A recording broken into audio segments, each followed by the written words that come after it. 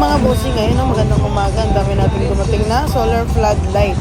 Ayan, nasa 500 watts yan mga bossing ha. Color blue yung case niya. Ayun, sa mga gusto kong mag-order, mine 700 po ang isa.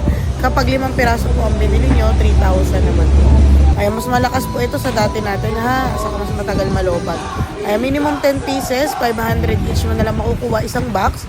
Kung gusto mo naman magnegosyo wholesale and retail, 50 pieces, 400 each. Ayan, i-testing natin mga bossing ha. Ayan o, 700 lang po ang isa sa tingin, no? Kapag 5 piraso, 3,000 po, parang 600 ang isa. Ayan, kapag minimum 10 naman po, 500 each. Ayan o, parang 5,000 po isang box. At meron din tayong wholesale po, oh, minimum 50 pieces po. 400 each mo na lang makukuha. Ayan, testing natin, may battery na kasama. May bracket, may remote, may panel. Ayan, testing natin, no? Ayan, ang lakas, oh.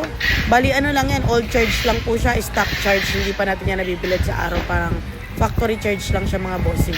Nag-COD tayo, Luzon, Visayas, Mindanao. On hand po natin ngayon ang solar light mga bossing ha. Para po makatipid tayo ng kuryente sa Meralco. Ayan, ibibilad mo lang sa araw. Waterproof na rin yan mga bossing, pwedeng maulanan. Ayan, indoor and outdoor po dito po sa Turo, Bukawi, Bulacan. I-waste lang po CPM Fireworks. Salamat.